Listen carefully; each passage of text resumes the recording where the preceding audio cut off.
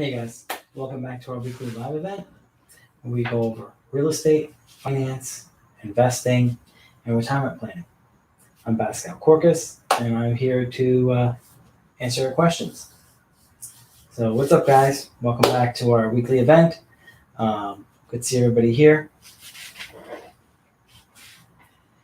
And we had a lot of great questions come in. A lot of people want to get their properties reviewed, and we're definitely going to dive into all of those deals. I got some people from the class that sent in their deals that they're interested in getting reviewed. So should be a lot of fun. Remember, send in the address and information on the property. If you have any information like current income, expenses, all of that information is going to be needed to be able to properly value the property on an income basis.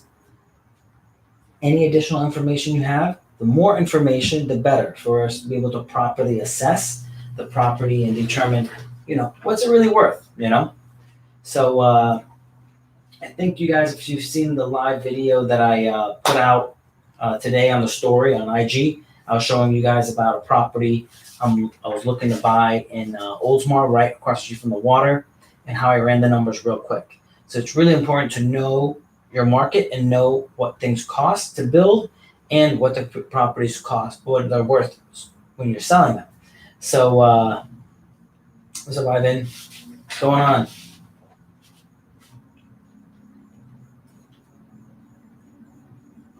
Lots of people in today. What's up, Terrence? Star, Sam, Devin, what's up? What do you think about solar? I think solar is good. I think it's going to take a little bit more time before it gets the price gets low enough for people to start using it more and more. What do you think about storage units? I really like storage units. I actually want to start buying and building storage units. It's all about where you find them, because just like rentals, if you buy storage units in bad areas, it's a bad deal. So it's really important where. So a lot of times now, at least in Florida, people are building them from scratch because the older ones are just not that profitable. They cost too much to fix up. And you could build, 30,000 square foot storage unit for about 40 cents a square foot. So definitely good margins on those costs, especially if you're in the right area. It's really about how much you're buying your land for. You buy the land at a good price, you're going to make good money. What's up, Ivan?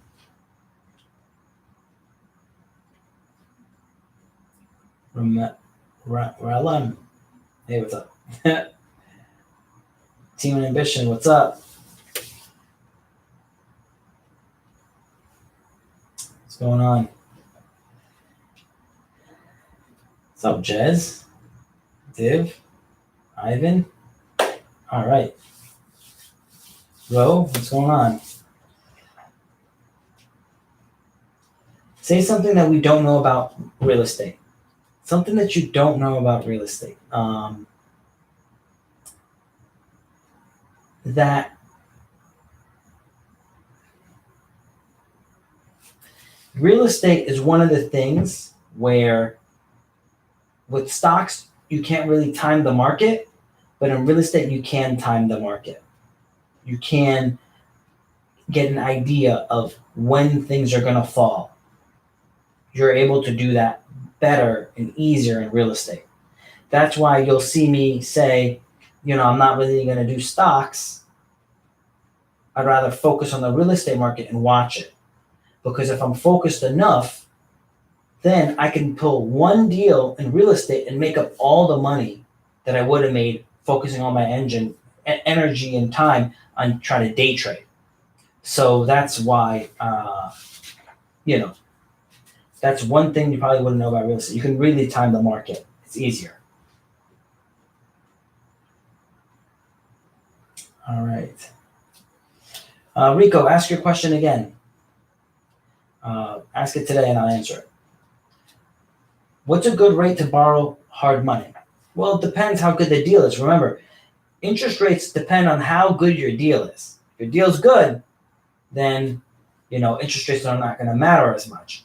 I borrow hard money at like 8 to 9%, and I pay about 1.5 points when I borrow. But again, I've been doing it for a while. Ralim, what's good, bro? I've been good. I've been really good. Powerlifting's going good. Wing Chun's going good. Got my eye on some real estate deals. Things are going good. Working on some relationships, partnering up with some people. They want me to, basically handle the investment side. They want to put up some money. So it's going good. Got a couple of deals that are pretty decent to work on now. Getting ready for things in 12 to 24 months. There's going to be a ton of deals available. So trying to establish the relationships and build up the players so we can go and buy all those great deals when they come up. Looking at office buildings, storage units, looking at retail. Remember, everything that people are afraid of and running away from, you're going to see me buy. In 10 and 15 years ago, all the spots that people didn't want to buy, I went and bought. And now those places are worth 6 times the price I paid for them. Because, like Warren Buffett says, be greedy when everybody's fearful. And be fearful when everybody's greedy. And right now, I think people are still being greedy. What's a good rate to borrow money? I already answered that. Rudy says, is house hacking the best option if I want to move out of my parents and also want to start real estate? It's an option, right? Is it the best option? No, I don't think it's the best option. House hacking a fourplex would be the best option. Mash says, is now time to buy or should I wait till COVID is over? You should wait 12 to 24 months. In 12 to 24 months, the market is going to tank. I've been talking to a lot of big players. Today, I talked to one of the top SBA lenders. And I was telling him what I was thinking. He's like, you're 100% right. I'm reviewing financials. Most businesses cannot cover their expenses. Many businesses are going over. Many restaurants are going under. Most businesses can't cover their expenses. They're all, like hundreds of them are calling him freaking out that they can't pay their bills. So things are going to go down hard. Get ready, guys. This is a buying opportunity of a lifetime that's going to be coming. You're going to make tons of money. For those that are ready, waiting, they're ready to pull the trigger when it happens, right? If other people are telling you now is the time to buy, don't listen. Do not listen to that because I'm telling you it is not the time to buy unless you're basically giving it away. All right. Noel, is a house worth $400 being sold for $330 right now a good deal? I think it's a pretty good deal. I mean, it depends the condition of the property. Because if it's worth $400 fully remodeled and they're selling it for $330 not fully remodeled, then it's not a good deal. Because you still have to spend $70K to remodel it to make it worth $400. But if it's fully remodeled now and it should be selling for $400 and you're getting it for $330, then that's a pretty good deal. What state to buy the nearest to California? Arizona. Can you sell a home that you're still paying a mortgage on? Yes. Because remember, when you're selling that home and you get, say for example, you own a property that's worth $200,000 and you're gonna sell it for $200,000, but you owe a mortgage of $150,000. When you sell it, the title company or the lawyer is not going to give you the $200,000. What they're going to do is they're going to pay off that mortgage that has of $150,000, and the remaining amount is going to go to you after all the expenses and fees are taken out. So yes, you can sell a property that has a mortgage on it. What do you think about San Diego, California? I think San Diego, California, I think San Diego, California is going to get hit hard. There's going to be a second wave from COVID. There's going to be a lot of companies reducing their travel. A lot of companies are going to go into Zoom. This is the same thing that happened in 2008. Even without COVID, all travel slowed down. So it's going to happen. It's going to get hit hard. And there's going to be a lot of Airbnbs that are in San Diego going to go up for sale.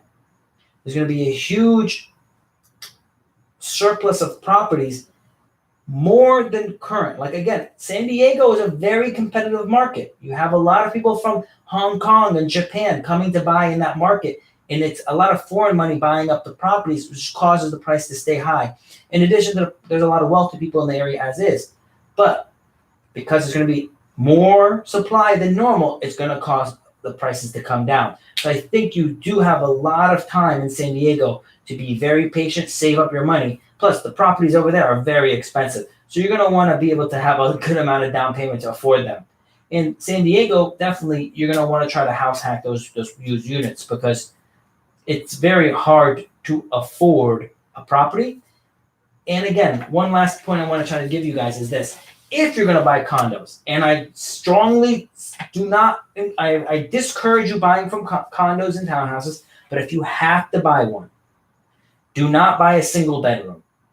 Try to buy a 2-bedroom or a 3-bedroom because you're going to get way more money and you have more rooms to be able to sublease to people, to house hack with roommates. All right, on YouTube, King Mom, what's up, King Mom? I'm trying to do Shopify at 19. Do you consider a good idea, and can you give tips? So, Amazon, Shopify, any of these type of online sales, all of them can do amazing, but they're only going to do as good as the work you put in. Real estate. If you look at the post I put up on IG today, that post doesn't just apply to real estate. It applies to all businesses. I apply that to my accounting firm, my insurance agency, my mortgage company, my rental business, my construction business. I apply the same concept. And you can apply the same concepts to the Shopify business. The point is, it's going to work as good as you work. As hard as you work, it's going to work hard. If you don't, it won't. Like, I'll be real with you. You can't just when they say set it and forget it, well, you can't set that business and forget it because one, the demand is always changing in those markets. So you're going to have to focus and see what do people want to buy. You can't just sell anything on there. You have to find out what people want to buy. Like back 2 months ago, everyone was all about Carole Baskin, right? And so if you were selling anything with tiger or leopard print or whatever, or saying anything about that, you probably could have sold a lot on Shopify. And then different times, there's different types of jewelry that's hot. Hats, those merces, those man purses. Like different times, there's different things that are hot. So if you don't know what's hot, it's going to be hard to have a good store. At the same time with Shopify, you're going to want to find a manufacturer to be able to manufacture what you need at a good price where you can resell it and make a profit. So I understand how all these business models work because, again, I'm an accountant. I actually have to know how all these different businesses work so I can do the taxes and advise my clients for the moves they need to make their business better. So every business that I've seen that is successful, the owner is focused and constantly studies his business to see what is in right now. What does the client want? And let me provide them what they want, right? And the next point is this. I think I mentioned to you that you need to pick something that you enjoy doing. So don't go and sell, like I said, T-shirts, Carole Baskin, or whatever, something that's in if you actually don't like clothes. Like if that's not your thing, probably is not a good idea for you to do that because you're not going to be focused and paying attention to what's going on in the market. But if your thing is, say, working out, you might want to find the newest thing that people are using at home to work out, right? Like those workout rubber bands that the girls are using. They're really hot. They're hot right now. They probably cost like $2 to $5 for a whole package that you can sell to someone for $30. So you have to know what you're into, and then when you're into that market, working out, vitamins, supplements, education, clothes, you'll then know what people are looking for and what's the hot new topic. So the second you start seeing something, you're like, wow, that's cool. You can go research, find out where they're getting it from, contact the manufacturer, put that on your Shopify store, put out some ads on IG and on Facebook, and then start selling. So Kendra says, where to invest as teenager? So the same thing. As a teenager, I used to collect baseball cards, Pokemon cards, comic books, coins, video games. Then I'd resell them. And that's what I did because that's what I liked. So you have to find out what you like and then be able to go and sell that or flip it or teach. So if you're really smart, another thing I did for money, and I got paid good money as a teenager, is I used to tutor math. I would get paid $25, $35 an hour to tutor math. Now, again, I only got about 4 to 6 hours a week doing that. My other job, I was only getting paid about $8 an hour. But again, side hustles don't always bring you a ton of money, but it brings you some money that you're going to save to be able to reinvest. And you're going to use that money to maybe, like, again, as a teenager, you might sell makeup. You might sell, you can sell eyelash extensions. Like, those things actually do not cost a lot of money. But when they resell them, they're like $30 a pop. You can make a lot of money, even if you're only selling a couple a week. You sell a couple of those, because what I would do is I would sell a couple of comic books or coins. I would then, tutor a little bit and make some money. Then I would go take that money and buy more coins at a discount. I would add them to my collection, so when someone wanted it, I could resell it to them at a higher price for retail. I would then do the same thing with comic books, cards. I mean, I used to sell Pokemon cards in high school for like $80 a pop for one card. I used to have all Edition 1 cards, and I think I actually still have some Edition 1 cards. I got to find them, though. I mean, I think I still have an Edition 1 Charizard, which in mint condition, that card today is $20,000. That's crazy. So you got to find out what you love, and then you're going to focus your energy on that. So if you have questions about a business that you're looking to open, feel free to ask. The more detailed your questions, the better my answer is going to be. Because if you're asking a very general question, I'm going to give you 10,000 answers, and I need something more detailed so I can give you the best answer possible. All right.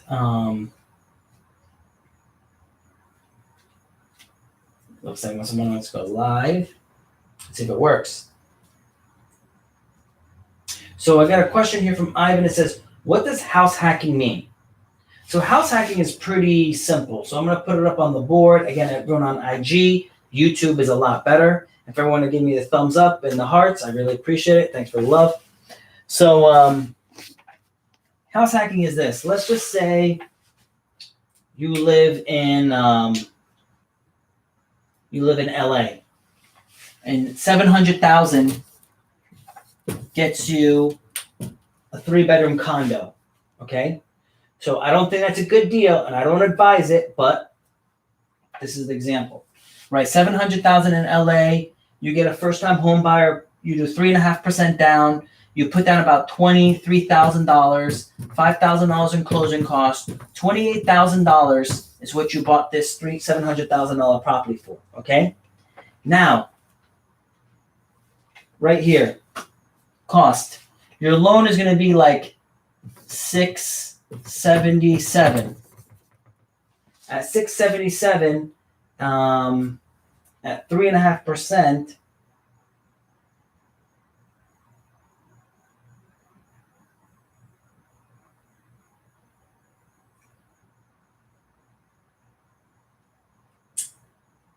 here we go, 677,000.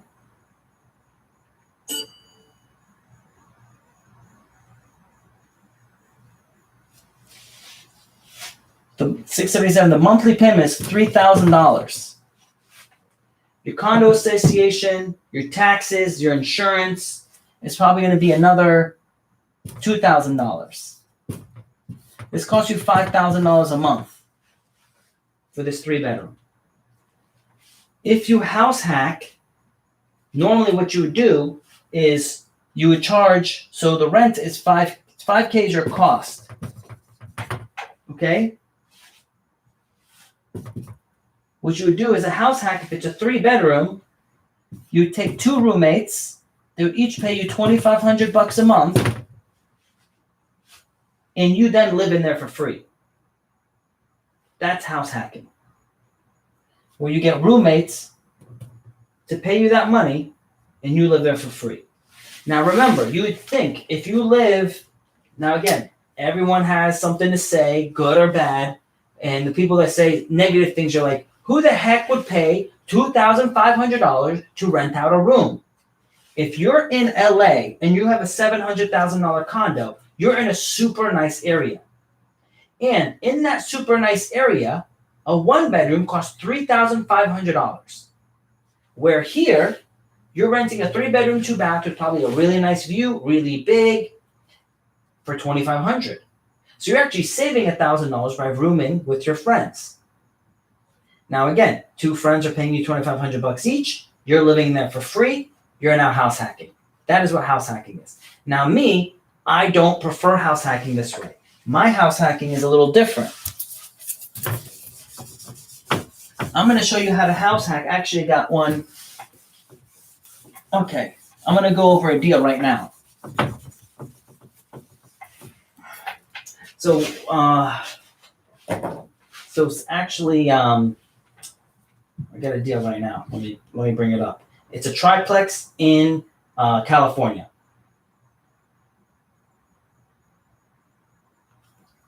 So Lucy actually purchased a course, and she sent me a DM, and she's like, "Hey, I purchased a course. It's going good, and I'm looking at this triplex to buy. So I'm going to run Lucy's deal here.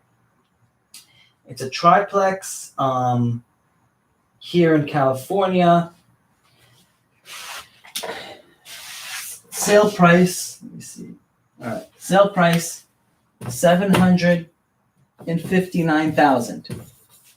So this obviously is not in LA, right? It's probably a little further out because LA is harder to find townhouses like this. I think it won't be that hard in 12 to 24 months. I think it's going to be more common for you to be able to find triplexes for this price in LA. So I think you actually may even get lucky enough to find a fourplex for this price. You might even be able to find fourplexes as low as $500,000. You got to be very careful and very conscious of what you're doing, okay? But I think it's going to be available, so be ready and be aware. So, $759 per month expenses for this, because obviously it's 3.5% down.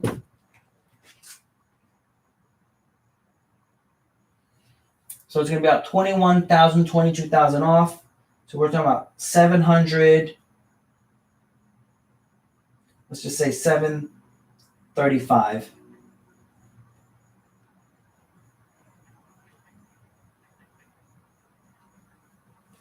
That's 735 mortgage amount. The mortgage would be $3,300 a month. Okay? So $3,300.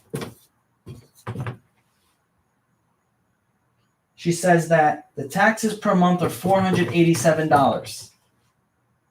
The insurance is $266. Now, normally when you have a triplex, water and sewer and garbage is one bill. Okay? She didn't have this up here, but I'm going to say water, sewer, and garbage for this triplex, I'm going to say it's $250 a month. Water, sewer, garbage. Insurance, tax, payment.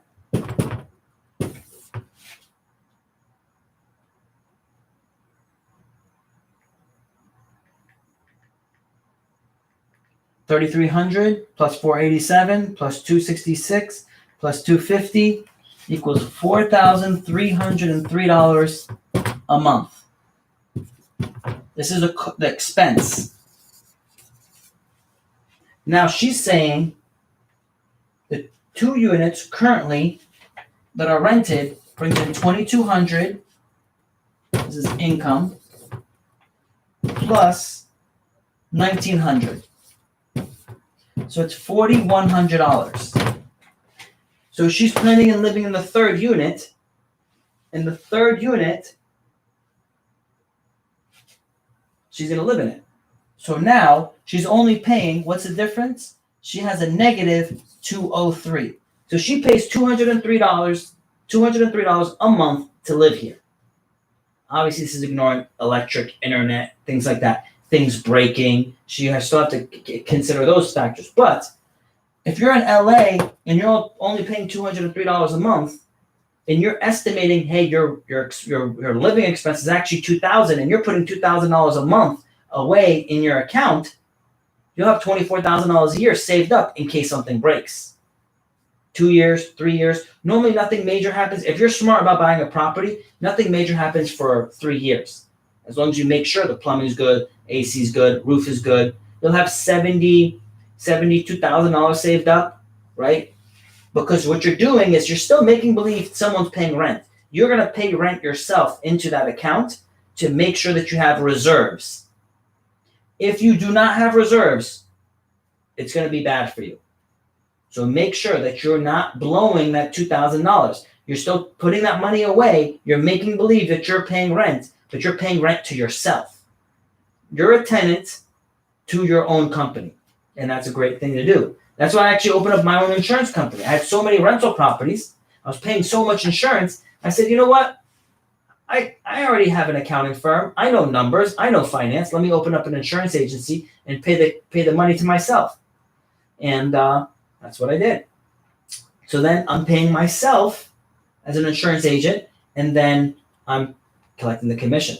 So this is not bad, right? It's not bad. So if you're looking at, it cost her about, what did I say? 25, 24, closing on. So it cost her about, let's just say 30,000 was her cost here.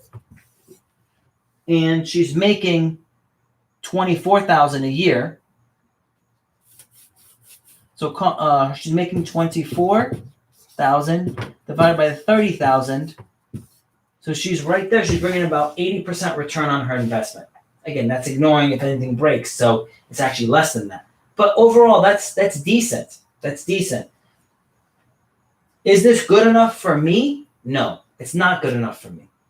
I would tell her, don't buy yet. Wait. Let this drop. Let this go down. Try to pick up this triplex at 600,000. Let it go down. And at 600,000, it'll be better. So let's run the same numbers now at 600,000 to see what it would look like.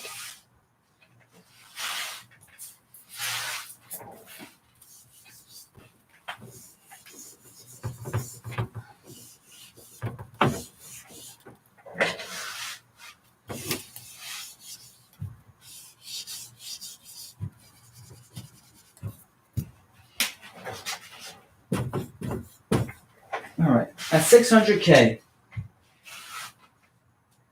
we're putting down 3.5%, which is roughly 20,000. Okay, remember there's about probably $5,000 in closing costs you have to pay, so the total is about $25,000 is what she's going to spend out of pocket. Her mortgage is going to be $580,000.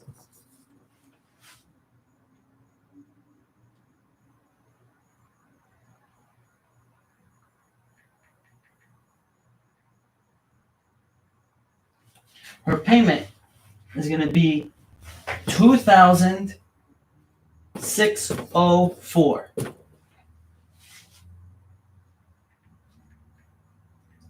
So I'm sorry, $2,604 plus $487 plus $266 plus $250, so $3,607.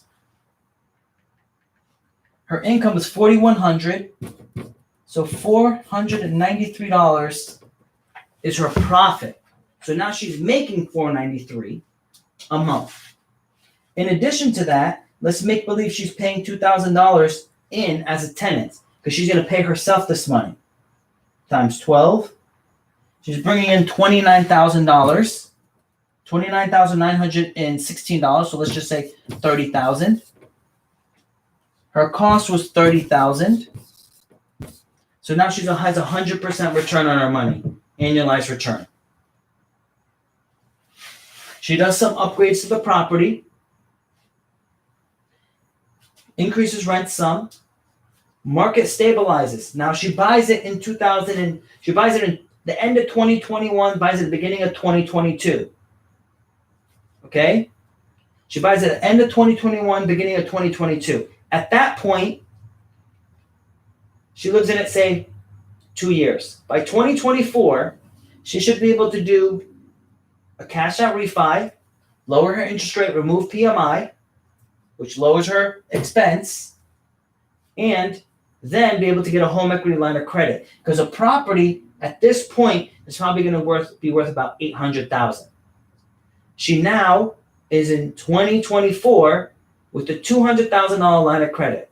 She can pull that line of credit out and go buy another property, maybe another fourplex. Or if she decides to buy in a market that's better, like Florida, she'll be like, you know what, Pascal, here's 200 grand. I want you to buy a 10 unit or 20 unit in Florida. By that point, I'm probably buying 300 unit properties. So she can be like, hey, I want to be part of your syndicate to buy a 300 unit property. This is real. This is doable. It's all about studying your market and getting ready to be able to pull the trigger when it happens. Because the worst feeling is not being ready. There's two expenses. These are the two largest expenses people have. So I want to ask you guys, what are the two largest expenses you think we have as a business owner? Throw it in the DMs.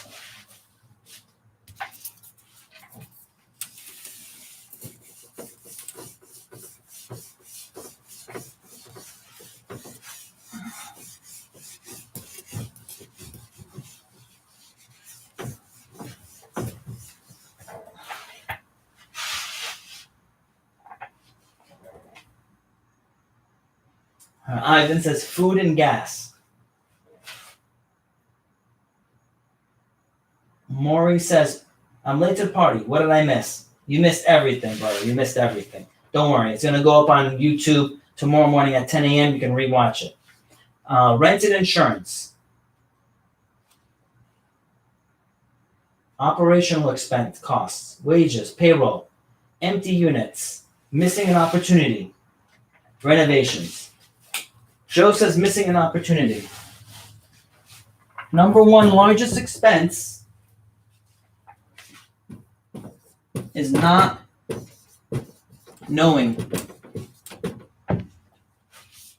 Because if you got the right mentors, studied the right stuff, and you could learn how to make $1 million if you knew how to, if you learned. But today, you're only making $50,000. You lost $950,000. Most people don't think that way. I think that way. I always felt like, man, I'm behind. No matter where I was at, I always felt like I was behind. I'm missing something. I need something. Let me read this book. Let me take this class. Let me go find this mentor. Let me do whatever it takes. Okay, I can't pay him. I'm going to work for free. Okay, I can't pay him. I'm going to pay him. What does it cost? I want that guy to show me. Same thing when there's a great employee. What do they cost? I'm going to pay them. It doesn't matter because I know they're going to make that money. Because I'm going to lose way more by not having that employee, by not knowing or losing an opportunity. Because you didn't save any money by not reading that book or taking that class or getting that mentor. You didn't save any money. You lost $950,000. People go to college for 4 years, get $100,000, $200,000 in debt to get a job 4 years later where you can get a mentor, you can take classes, you can read books, and you'll be able to get this money. So you didn't save anything by not paying for a $20 book or not taking a class. You actually lost $950,000. Number one expense, not knowing, not taking action. Number two expense,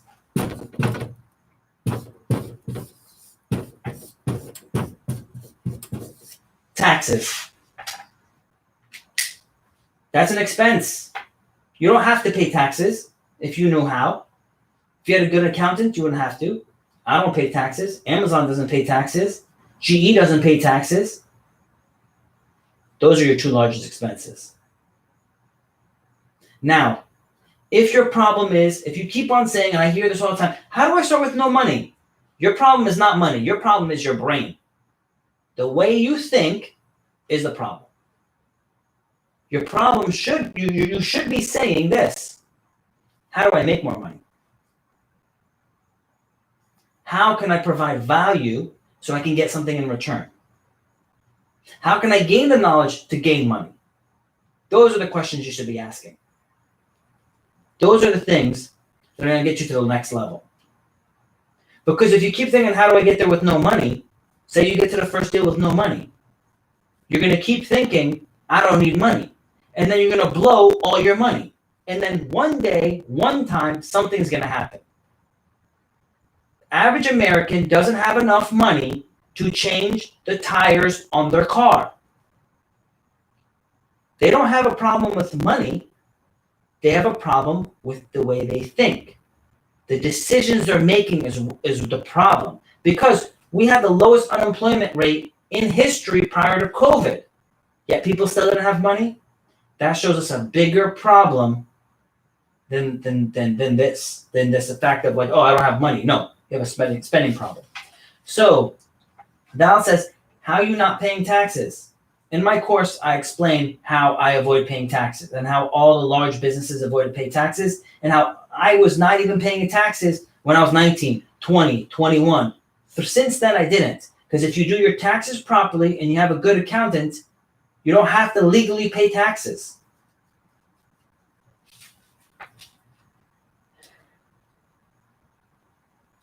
All right. Joey got a question. Let's see what Joey wants to know. What's up, Joey? What's good? All right, Joey, can't hear you. All right. My course is in the bio, is $997. You can probably negotiate down to $756 since they were offering it at that price back in May.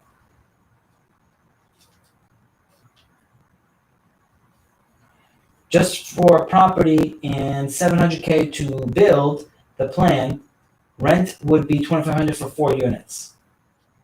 That's pretty decent. That's pretty decent.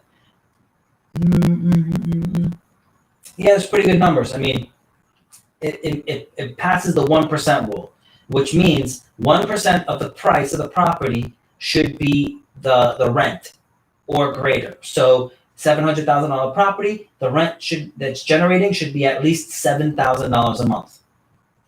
So that's pretty good. Now, I'm very, very confident. I'm making you a promise. The market is going to drop in 12 to 24 months. So unless you're getting a steal, you should wait. And if you're getting a steal and your idea is to remodel and refinance and you can't get it done within 6 months, it's a bad idea. You're not going to be able to purchase, close, remodel when every construction person is crazy busy, pull permits during a COVID pandemic, then go and refinance and close within the 6-month period. I am trying to do that now, and I have 15 years of experience, and I have a lot of players on my side. It is not an easy task because when the market freezes up, it's going to get frozen and you're not going to be able to refi. So unless you're in it, unless I don't even know who you would have to be, it's going to be tough. So be extremely careful. I'm not saying that to steer you away from deals. What I'm trying to do is give you the bright side. The bright side is you're going to be able to get a lot of amazing deals. Because when people can't get loans, prices of properties drop. Here, I'll give you one more example. Why? Let's look at this. This is why properties really drop during these known times, like where you cannot predict what's going on. This is really what's going on.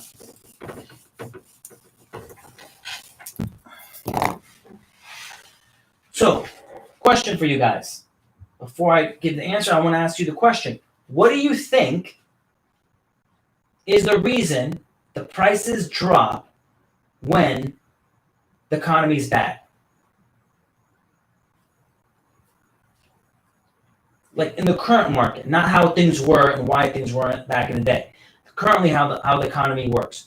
Why do the prices of assets drop when the economy is bad or when we're going through a rough time?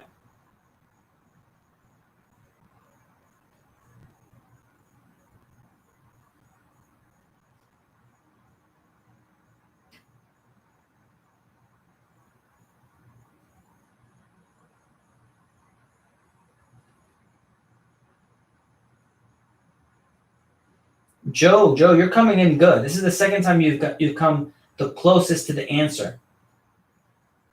Lovely girl, you're close too, trying to get people in debt.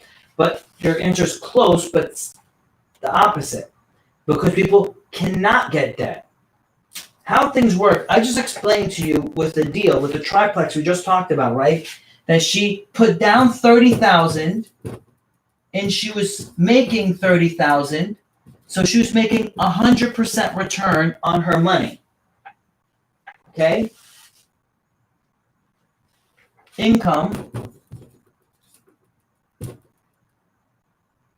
cash. What matters is cash on cash return. That is what matters. How much return I'm getting on my cash.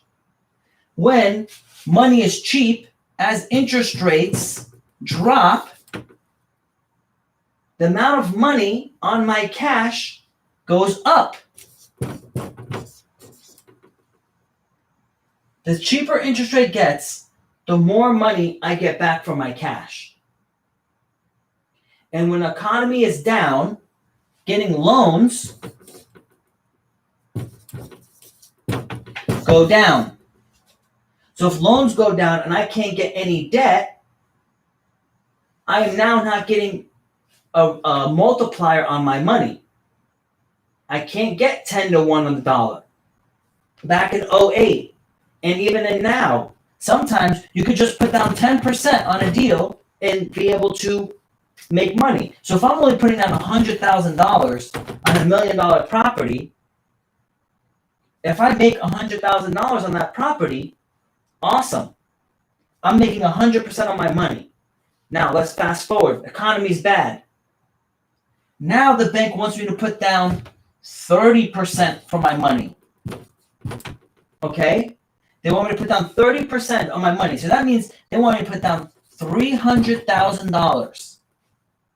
I still want 100% on my money. Let's just make believe that's what I require to make an investment. So now, because lending is hard, it causes all of the assets to drop in sales price. Because before they would give you 10 to 1 to your money. Now they're only giving you 3 to 1 for your money. So a lot of people that have to sell, and the people that have cash that are still saying I want 100% of my money, will now have to, the people that really need to sell will have to sell their property at a significant discount, at least 50% off. Because the only people that have cash are going to say, I want 100% of my money. And for me to get 100% of my money, you have to sell your property at 50% off. Well, I don't want to sell it at 50% off. That's fine. Then don't sell it. The only people that are left are the people with cash. Why does Warren Buffett get such a great deal when the market crashes? He's the only guy with cash. Why do you think he has $140 billion in cash? Because he knows the market's going to tank, and he wants to be able to get stocks for basically free. That's why he didn't buy anything during the last crash. When we had that little dip 2 months ago, that's why he didn't buy anything. And I want to point something to you.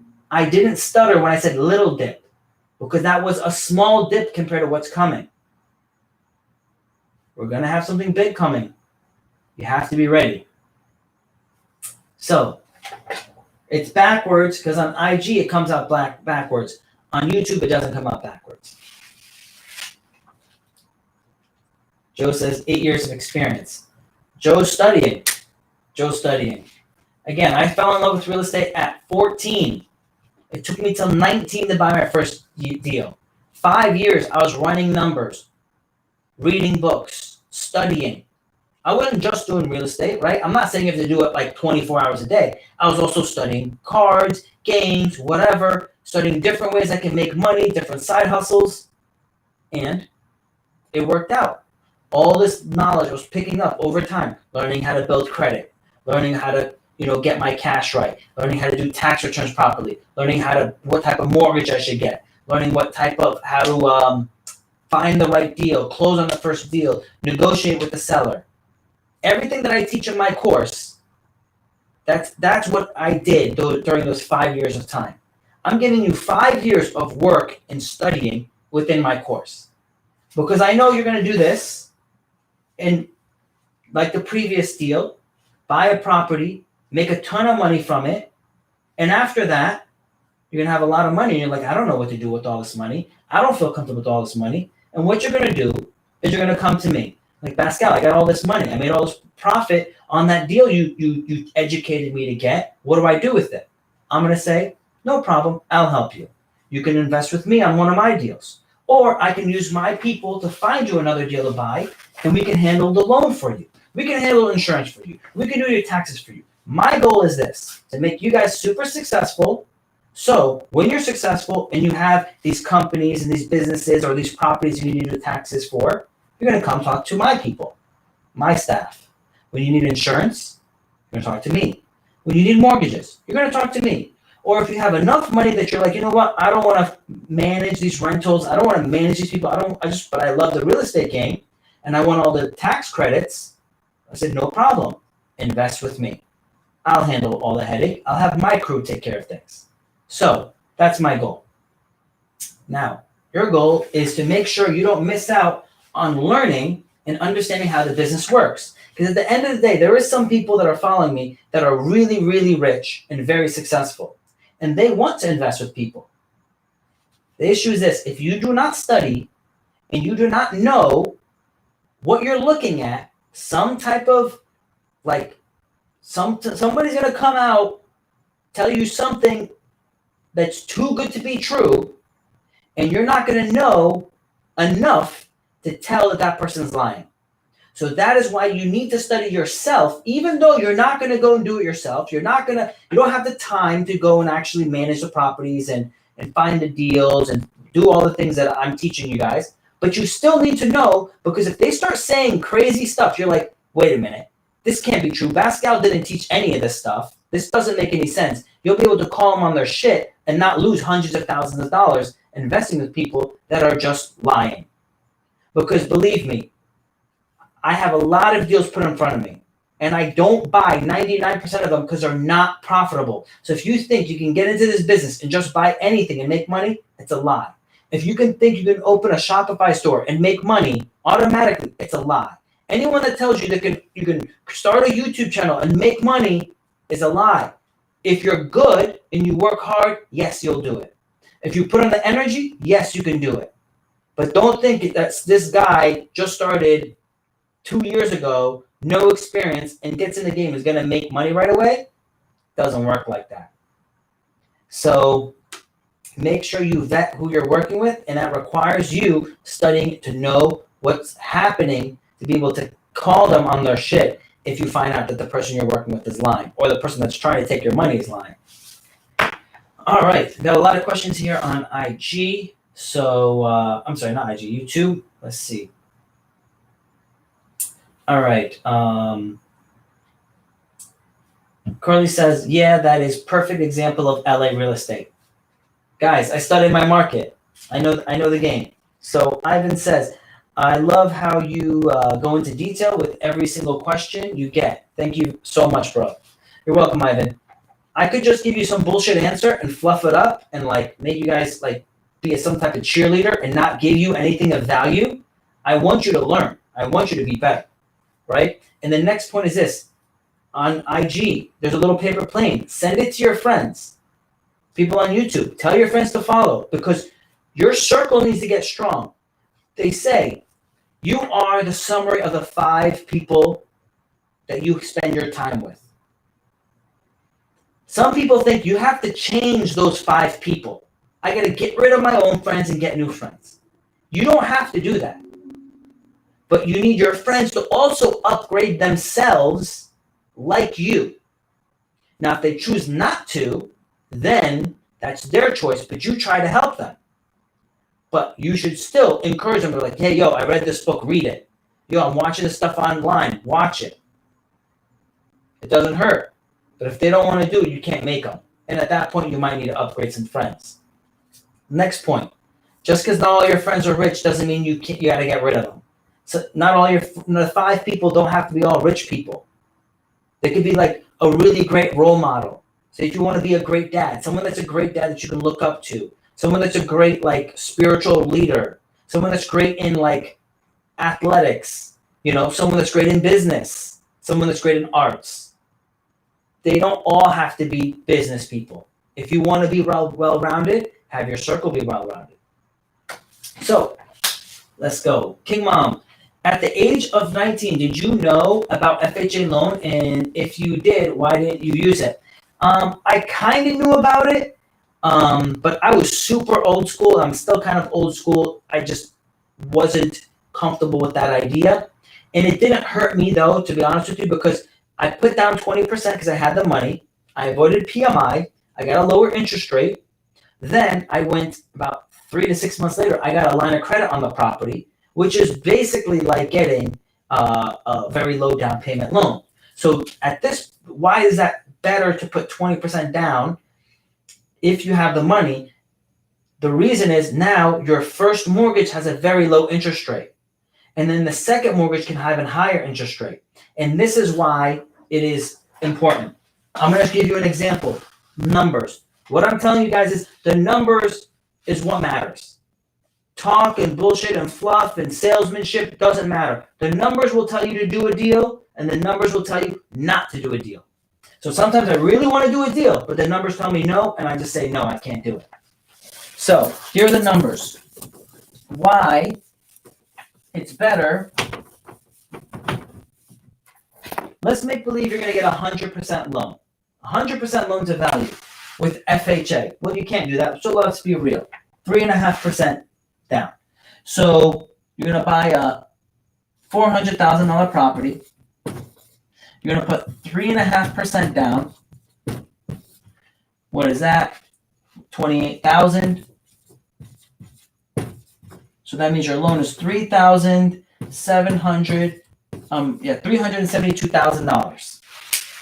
Now,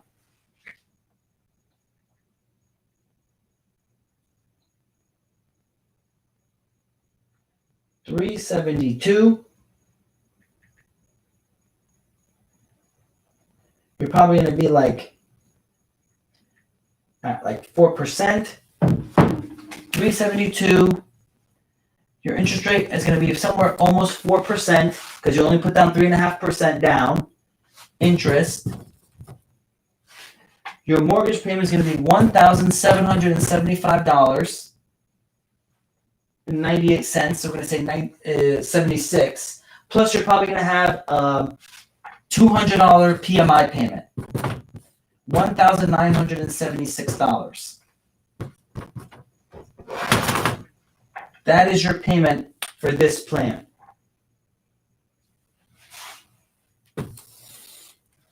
Option 2, $400K, and your first mortgage is $3,200.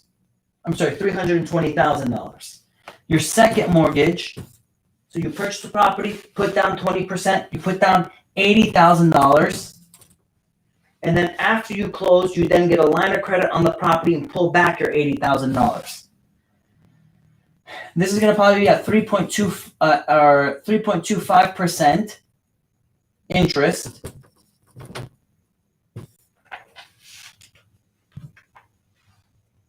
And it's probably going to be maybe even less than that. It might be at like 3.125. It's probably closer to 3.125. 3.125. 3.125.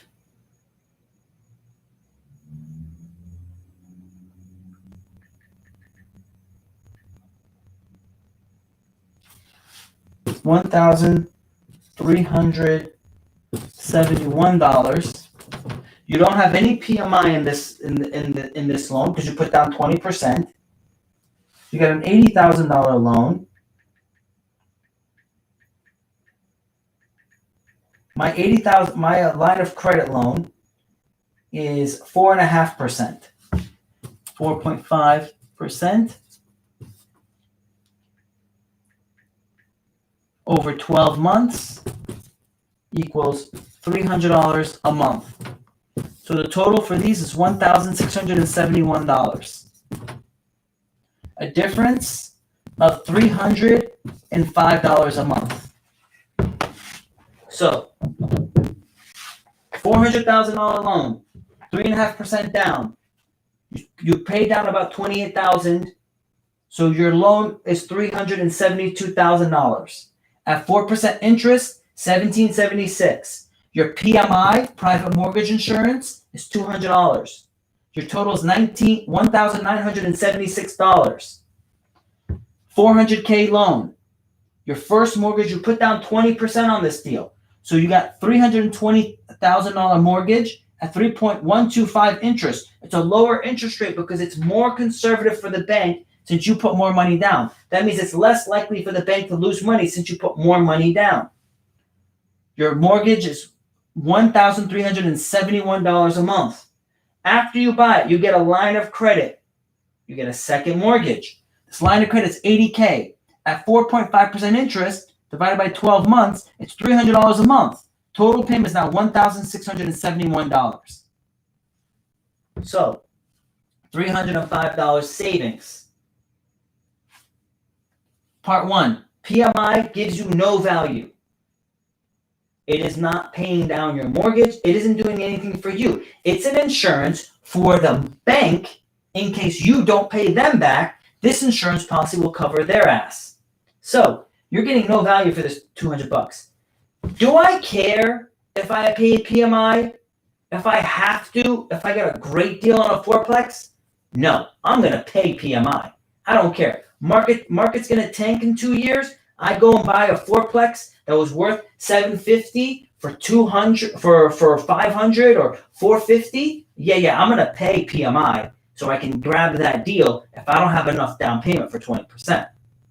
Because in 2 years, I'll refinance and I'll get rid of the PMI and get a lower interest rate because the value of the property went up. But if I can avoid it, try to avoid it. Put down your 20%, pull the cash right back out, and now you're in. And actually, in this scenario, this loan is actually higher by $28,000 compared to this loan. So this one you're in for 96.5%, right? The difference right here is 96.5%. Where in this one you're at 100% loan to value, and you still have a $305 a month savings. So that's what I did for my first deal, my second deal, my third deal. On to the next one. And actually, on my second deal, I only put down $8,000, and within 3 to 6 months, I pulled a line of credit out for $42,000. So I had negative interest in that property. I then sold that property 10 years later and pulled out another $80,000. So I had no money in the deal and made another $80,000 in addition to all the money I made in rent for those 10, 12 years that I owned the property. It's a sick game if you know how to play it.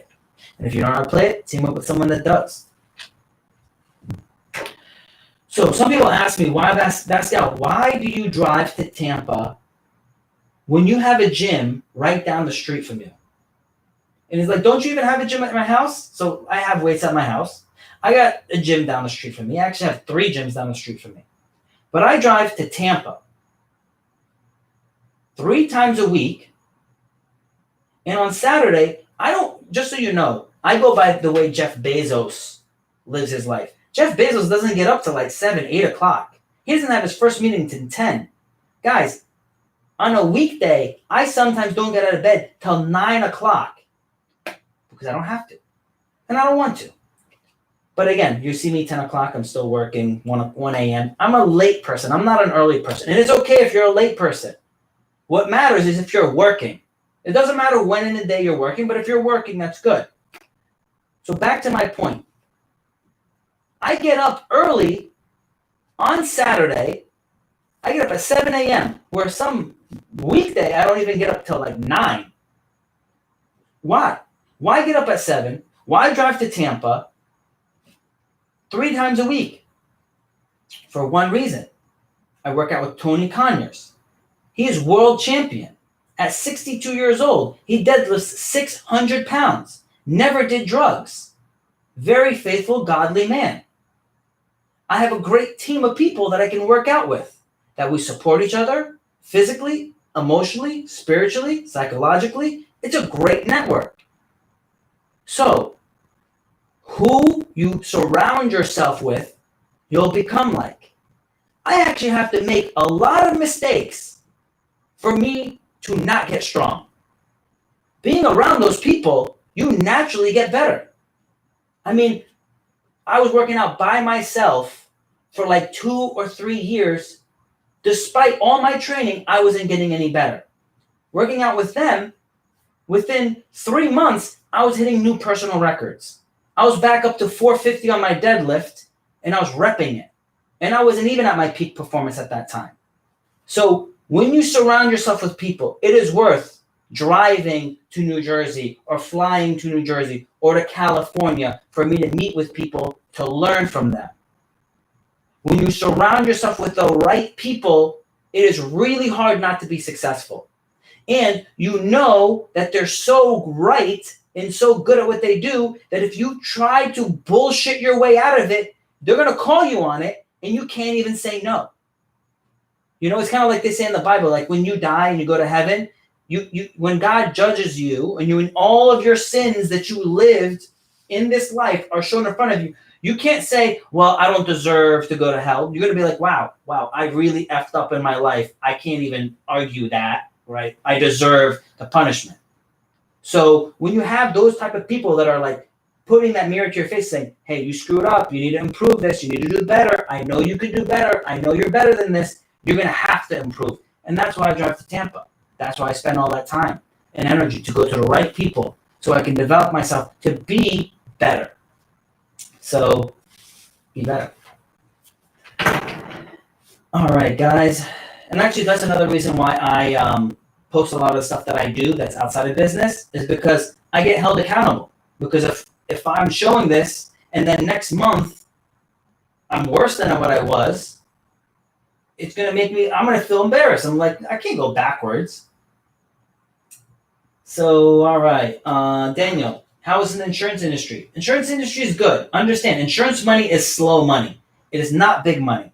You spend a lot of time to sell a $500 policy and you only make $50 and your overhead is $50 or $75. So you don't make money usually for the first 2 to 3 years of having a client.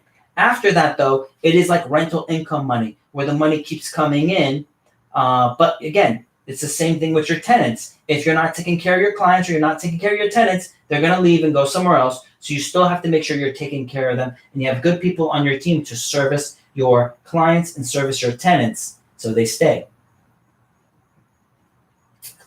Hey, Pascal, did you came up with 3.3 mortgage payment? How did you come up with the 3.3 mortgage payment? 33K. So normally I'll take the actual mortgage amount, interest rate divided by 30 years, right? And there's a calculator. It's called an amortization schedule. So you put in the mortgage amount, the interest rate, then the mortgage period, which I put in 30 years, and that's how you come up with a $3,300 payment. All right. So some of the guesses that were regarding the 2 most expensive things is housing and food, rent and insurance, employees and materials, taxes and employees. Again, employees are not an expense. Employee, for me, is an investment. Because if you got a good employee, they make you money. They don't lose you money. They don't cost you money. Because if you have a good employee and they leave, your expenses didn't really get lower. Your net income didn't get lower. And I mean, your net income didn't increase. Because if they were just an expense, this is why I want to switch it up for you guys. If you're saying that, and if their employee is an expense, and you're an employee right now, that means you're saying the owner of that company should fire you. You're not an expense. You're an investment. I'm an investment. I invest in myself. I keep educating myself. I invest in myself. And an employee is an investment, because if a good employee left, the bottom line, how much money I make, doesn't go up. Because if it was an expense and I got rid of an expense, the bottom line would go up. An employee is an investment, because if a good employee is on my team, my bottom line increases because they bring money to the company. They are worth more than what I'm paying for them. So, next point. If you want to get paid more at where you work, understand this is how your value is assessed. Whatever you bring in for the company, you are worth 1/3 of what you bring in. So if you're getting paid $30,000, that means you bring in $90,000. If you want to make $100,000 a year, then that means you need to make $300,000 for your company. Why? Because when they're paying you $100,000, they're probably paying another $25,000 to $30,000 in like taxes and expenses for them as an employee. Then whatever it takes for you to do your job, they're probably spending another $100,000 for that. And then add on top of the marketing budget, they're only probably making $25,000. So, 1 second. Looks like the battery's gonna die. Here we go. And we're back. We're back. All right, next question. All right. Awesome, that's correct. Not knowing costs you a lot of money. Correct. Tonight is fire. You guys bring the good questions. You bring the right energy, and I got it for you, right? Just ask the right questions, and I'll give you the answers you want. Is there a way to not pay taxes as a real estate agent for commissions? Yeah, there's a way you can avoid taxes by being a real estate agent. One is by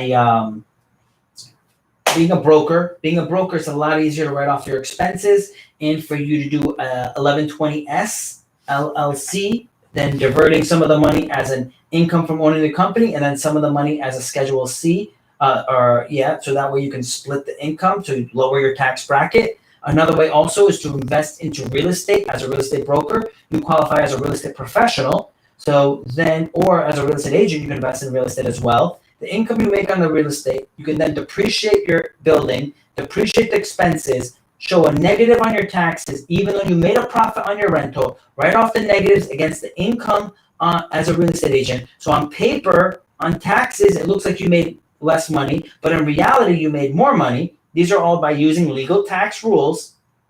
So then when you go to get a loan, you're like, well, how am I going to get a loan? Because I showed less money. Well, the bank knows about these legal loopholes. They add back your depreciation. So when you're applying for the loan, they actually add that back in. And then that larger number, your true income amount, is what they use to give you more loans to buy more deals. That's covered in my class as well. So the example I use in the class is actually a nurse. So,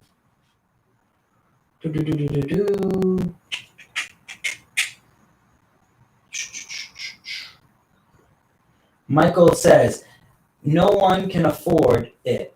Too much supply, not enough demand. Richard says, people lose income, so they either need money or can't pay the mortgage. Those are options, but at the end of the day, it's about not having loans. You can't get loans, you can't get a multiple on your money. Your cash on cash is still going to be expected to be the same.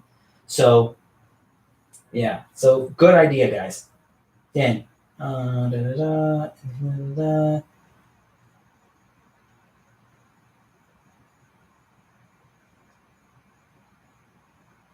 So, Ivan, 3.5% of 400,000 is not 14K. It's 28K. Is that what you're saying?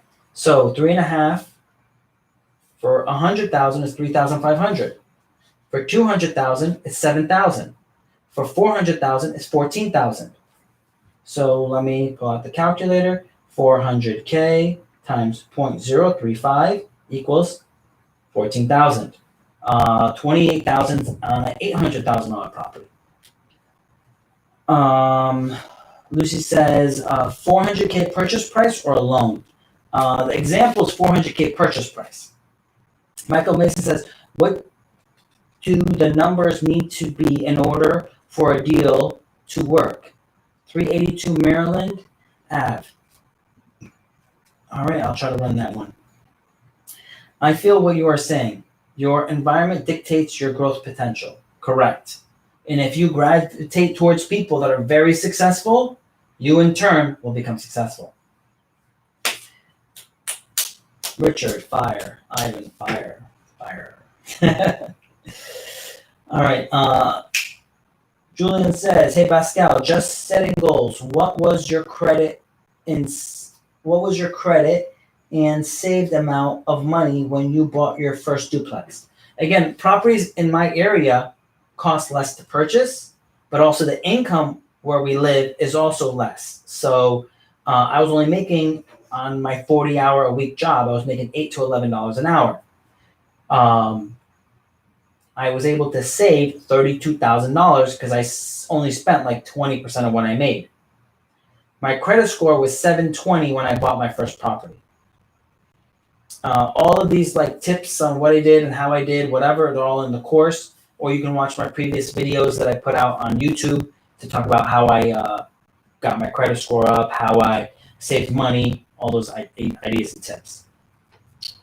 George says, do you think we will see more than 50% of loss in rental receivables in the major cities? In LA, in New York, in Chicago, and New Jersey, you could see in some areas 50% drop in rental income. Some areas even more than that. Some areas are probably only going to be 10% drop in rental receivables. But you have to understand, a lot of these larger companies, they don't have 10% margin.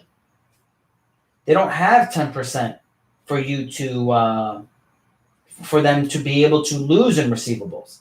At that point, they're losing money. They're going to end up having to foreclose a property. What do you think of corporate versus commercial real estate?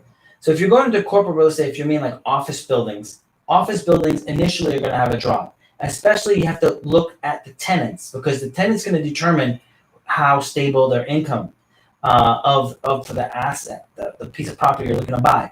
Commercial real estate depends on what type of commercial real estate you're talking about. If you're talking about like storage units, I don't think they're going to get hurt. I think they're going to actually do well because now people are going to lose their big ass house, put their shit in storage, and then rent a smaller place.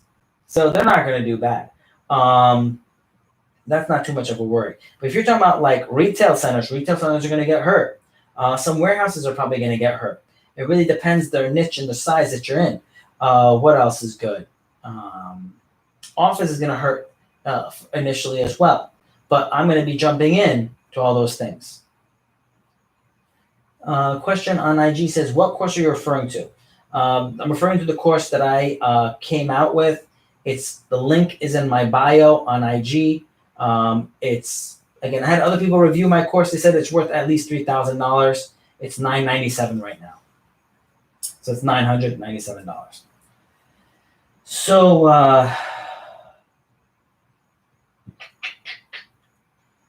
what do you think? Julian says, thanks. You're welcome. George says, what would be the criteria for the difference? If you're in a low income area, the rent is less likely to be paid because they're not going to have work. The unskilled labor normally suffers when the market goes down. The reason being is they don't have a skill that someone needs. For example, insurance agents. Insurance agents in Florida are in high demand because there's very few people who understand insurance in Florida that are good. So when you find a good one, you can, for example, if you work for Progressive, from an hour from where I am right now, you can go work for Progressive. Progressive in insurance and those companies, they'll pay you $12 to $15 an hour to start. There's other agents that'll pay $10 to $15 an hour to start. Now, an insurance agent that does the same exact job as those people that are getting paid $10 to $15 an hour could make $40 an hour. $40 an hour. What determines that? Their skill set. But if someone has no skill at all, when I'm looking at a resume, I'm like, all right, well, it seems like you have 1 year at 1,000 places. What are you good at? If I threw you on the computer and said, go do this, and I don't even come back and talk to you, what could you do for me? And if the answer is nothing, it's a problem. It's not really my problem. It's really that person's problem. Because what I'm going to do is I'm going to keep looking until I find someone that's good at something. So, for example, I needed a bookkeeper. I looked for someone that knew how to do books because that's a skill that's needed. So I found someone that knew how to do books. So I hired them because the other people didn't have as much experience in books.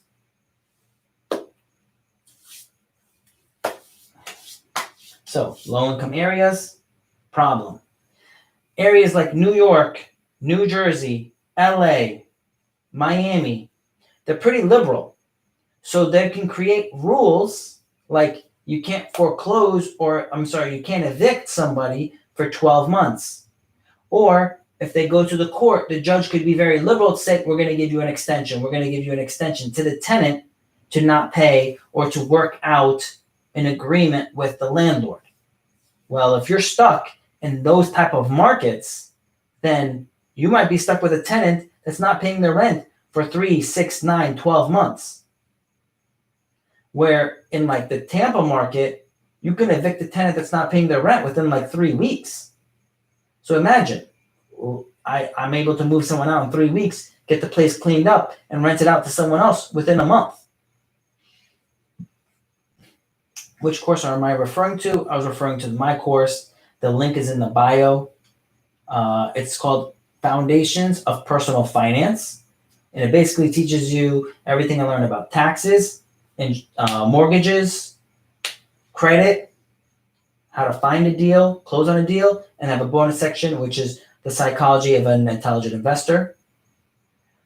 Basically, it's all the information that I learned to get me from 0 units at 19 to 23 units by the time I was 23. That's what the course teaches. So,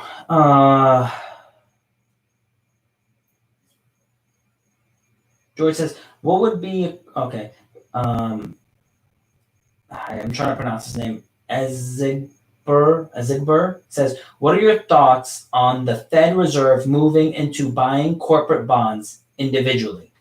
So one, I think it's bullshit because it's not allowed, right? You're technically not allowed to do that. And what they did is they created this entity, and this entity gets the money, and then that entity buys it. But in turn, really, they're buying it. I mean, it's like if, we try to play this game, we would go to prison. But they can do it, and they can prop up the market, and it's okay. And then all those rich people are going to benefit, but then all the people on the ground think everything's getting better where it's not. And then it's first COVID, and then it's the BLM movement, and then it's going to be COVID again, and it's going to keep you distracted, and you're not going to notice that the market's really crumbling underneath your feet. You're going to think everything's better. You're not going to save money, and then you're going to get hurt. COVID is real. People get sick, but it is not as bad as what they're saying. Racism, real. It's really bad. But all the marching and breaking shit isn't going to make things better. Stop spending money somewhere, and they're going to change. Period. You want to win? You want to win? Don't spend your money somewhere. Spend your money for people to take care of you, and trust me, it doesn't matter what color your skin is. They're going to treat you right if you say, I'm not spending my money here anymore. And then when their business hurts, trust me, they're going to kiss your butt. So a lot of people were ageist against me because I was young and I was successful. or judged me by how I looked. But when they found out, when I could come and I can stroke a check, well, people don't use checks anymore, right? Believe me, they changed. They changed when they found out no one else could buy their property, but this young guy that's a foreigner could come through and save the day and buy the property off them when they really needed to sell. Believe me, people are going to be really nice to you when you have power. And just remember, when you have that power, that you don't abuse it. So I think it's bullshit. And I think basically what he's saying is what I'm trying to tell you is the market is propped up. It's not real. Get ready.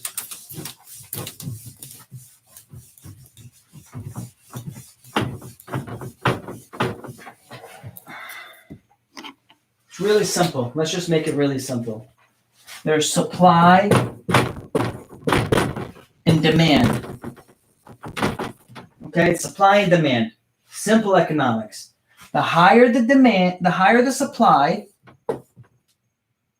and there's a low demand, prices go down. If there's a low supply and a high demand, prices go up. Now, what the Federal Reserve is doing this. The Federal Reserve is taking away supply. It's reducing supply. It's taking it away. It's buying it. It's going in to our financial system, which is not supposed. It's like the ref.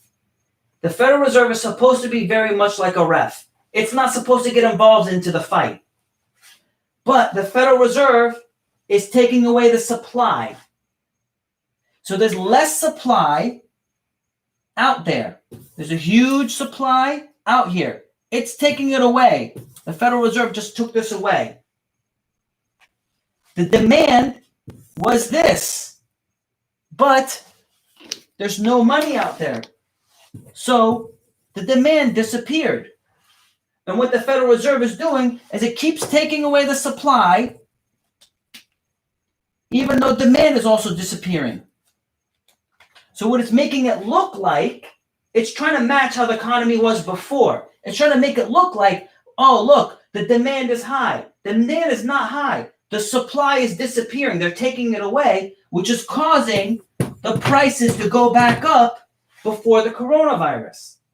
So they're hoping that eventually the demand comes back. Money gets back into the market. Demand comes back. So then they're going to give more supply back. Demand comes back. They give more supply back. Demand comes back. They give more supply back. So what they're doing is basically a fight. And what the fucking ref is doing, it's holding the fighter. It's holding the fighter back. So the guy that's losing can hopefully get his energy back and try to beat up the winner.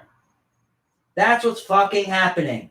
And that's why they say it's to help us.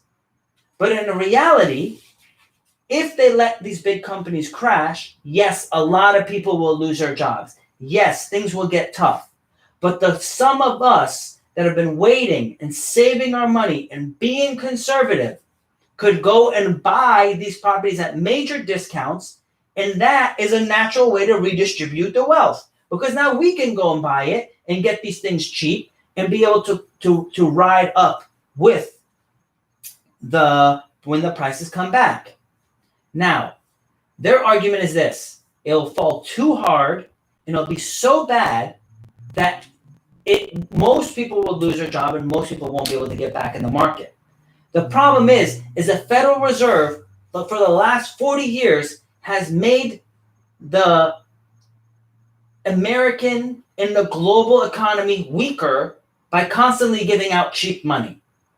And it's making us so reliant on debt that we have to get more and more and more debt that it's devaluating the fact that anybody wants to save because you're like, why am I going to save? I have no interest rate. I get no interest for the money in the bank. It's caused us to it's created the problem they're trying to fix. That's the problem. The Federal Reserve can't fix it because it created the problem that they're trying to fix. So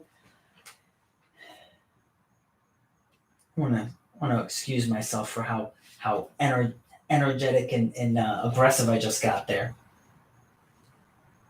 All right, got some questions here on IG. We want to go live. Luke, you can't go live, man. No, you see me too much. All right. Wow, an hour and a half.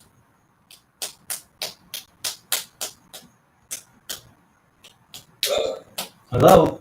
Can you hear me? I can hear you, but I can't see you. It's strange.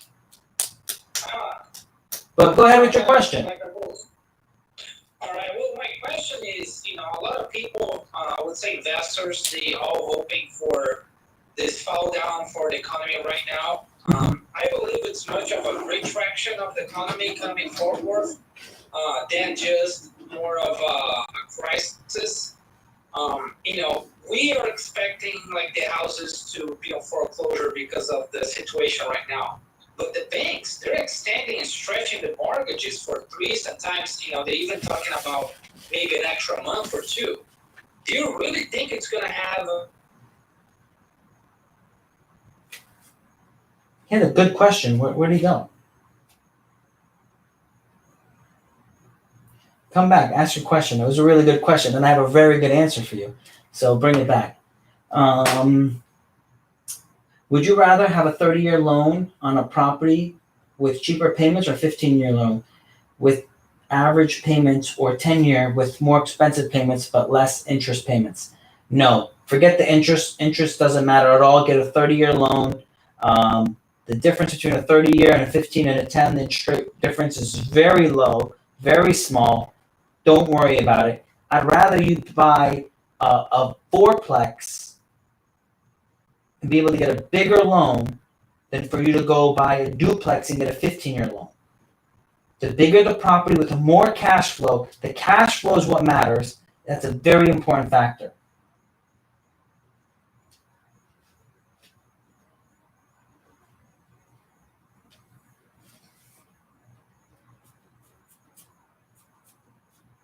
So anyone who wants to watch this video again, they can see this video on YouTube tomorrow at 10 a.m.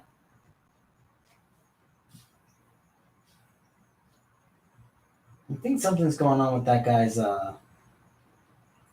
live. So I'm going to answer that guy's question. Loan modifications, right? I was a banker.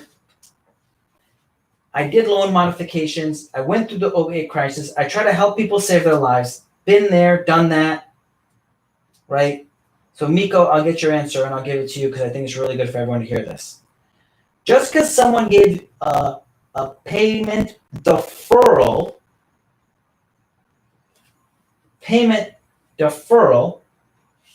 so give me 1 second. I'm going to answer at Pascal Corcus, host 10. So at Pascal Corcus, that is what my YouTube name is, right? It's my name on IG as well. So to do a loan modification on a 30-year loan that's bundled in to a mortgage-backed security, you can't do it by just making a phone call and say, hey, I don't want to make my payment for the next 3 months. Has anyone looked into the program? You call the bank.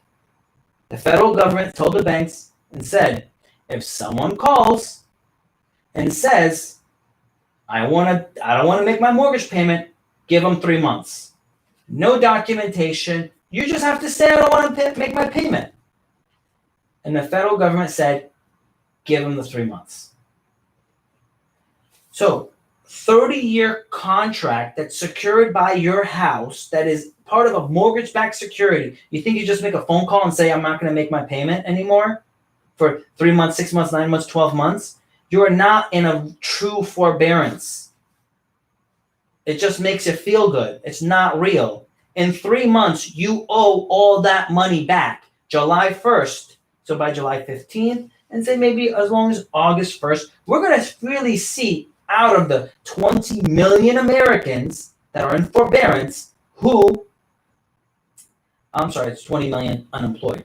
I think we're about 2 to 4 million in forbearance. Out of this group, who actually needs the forbearance because they actually lost their job, or they just felt like doing a forbearance just because, hey, if I don't have to make a payment, why should I make it? And they actually have the money in their bank account. We're going to find out because July 1st, you got to pay up all 3 months that you're behind. Let me repeat that. July 1st, you owe all 3 months of the money you didn't pay on your mortgage.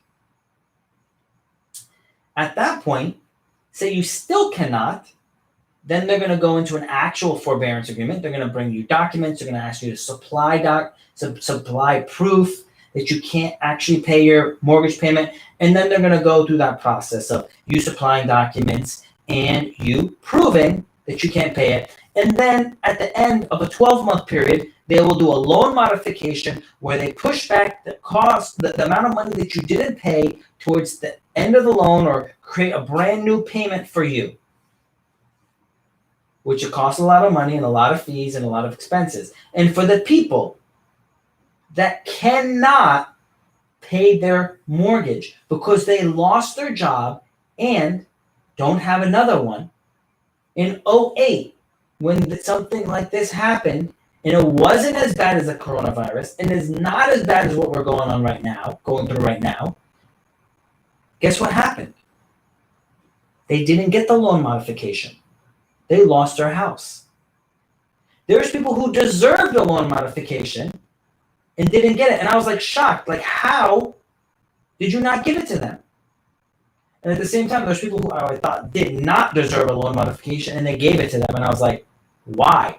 You guys are retarded. You guys are making no sense, right? This is dumb.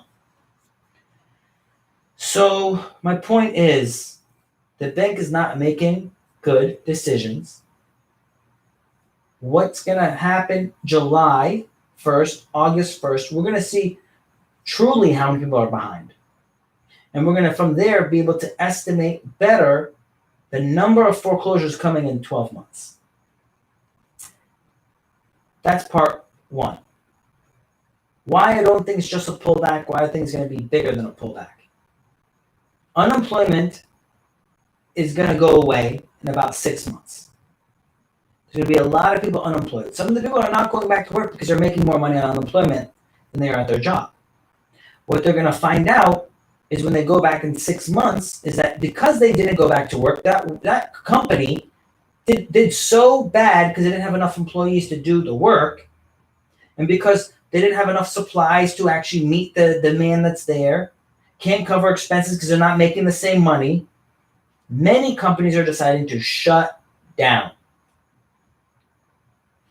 I also said a year ago, many companies were hiring a ton of people trying to keep up with all the other companies of the hiring and getting more staff. But in reality, those staff were not doing much for them. They were actually costing them more money than they were making. They were not investments. Those are staff that actually didn't produce much, so they were actually expenses. So they're going to start cutting them.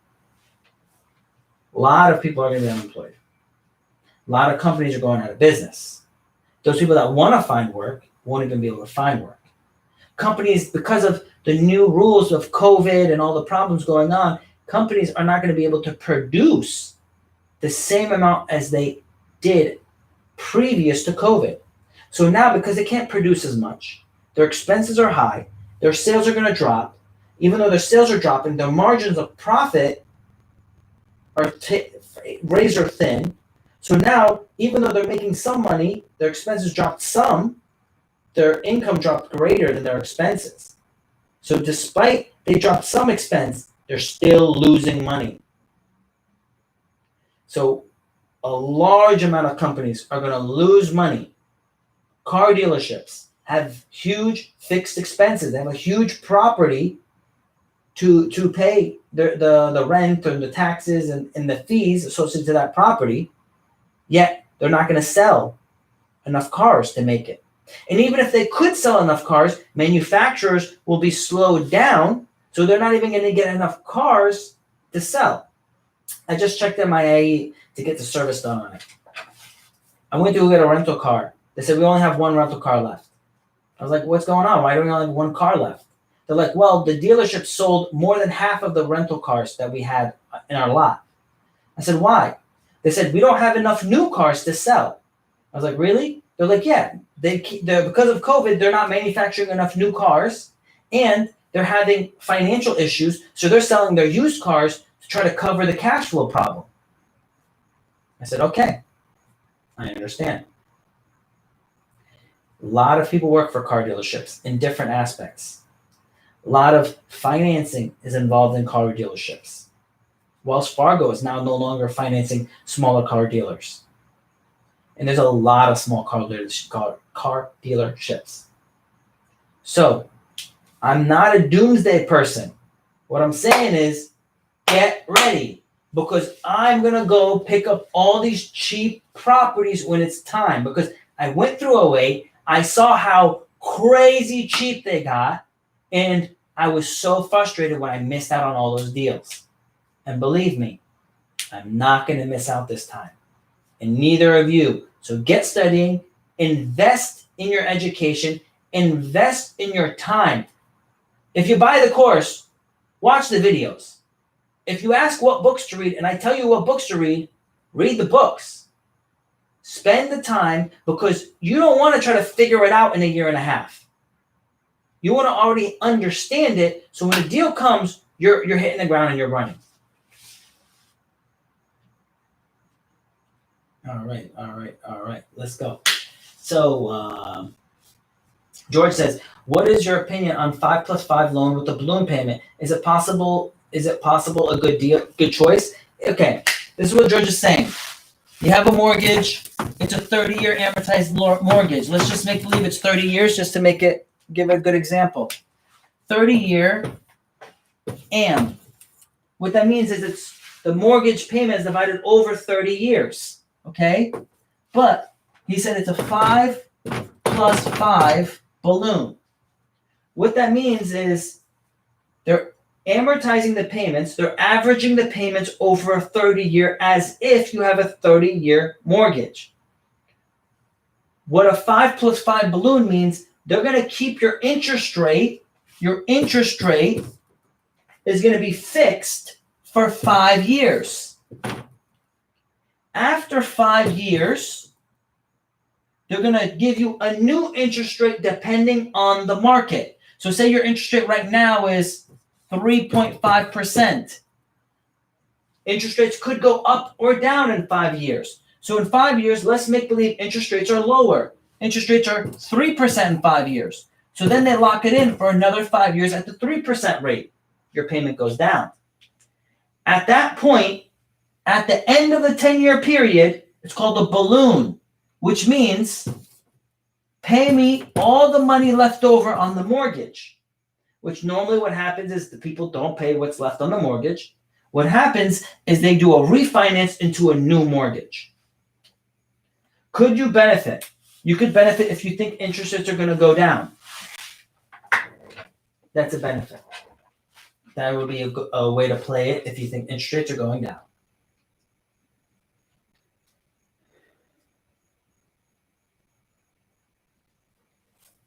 Tell the secret of real estate. The secret of real estate is this. Most people are not patient. They buy when everybody and their brother and their cousin and their neighbor is buying shit, they're buying shit. And that's the time when you sell it. And they don't buy when everyone's scared because they're like, everybody else isn't doing it. So they're not doing it. And that's what the secret of real estate is. You buy when other people don't want to buy. You buy in the areas where you know is going to get better, but other people don't want to buy there yet. And that's how you make your money. Lucy says, we who live in LA don't feel very good about that. Can we add in the rental contract something covering the landlord from having to wait that long before evictions? No. Lucy, you can't, because the laws in that state are written a certain way, and the way they're written is in the benefit of the tenant. Excuse me. It is not a landlord state, it's a tenant state. Because of that, whatever you put in your contract that goes against the law is doesn't count. It's actually against the law. You're trying to break the rules. So that's where, be careful what you're doing. Now again, there's an old saying, it says live where you want to live and invest where you want to invest. So just because you live in LA doesn't mean you have to invest in LA. So after probably your first deal, again, I did a whole video about the deal you sent me, a whole section in this video. So review it. After your first deal, you probably won't want to do another deal. You're probably going to invest out of state, or you're going to invest with somebody out of state, in like a investment group to diversify your income and be in an area where it's more worthwhile.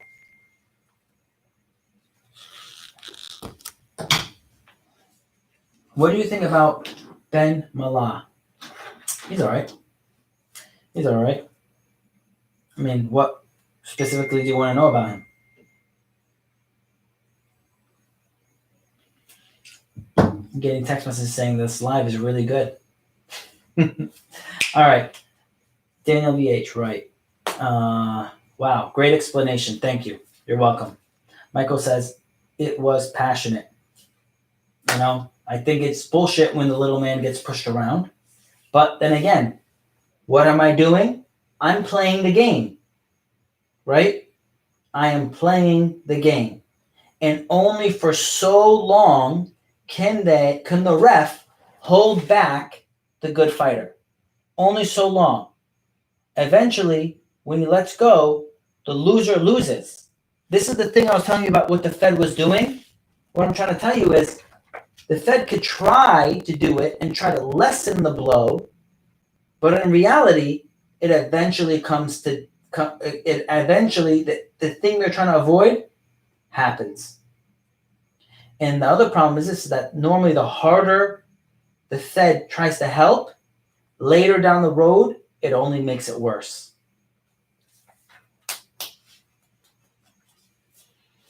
Curly says, thanks, Pascal. You're welcome. King Mom says, how much do you save up to build your first investment? I saved up $32,000. Actually $35,000, but I spent $32,000.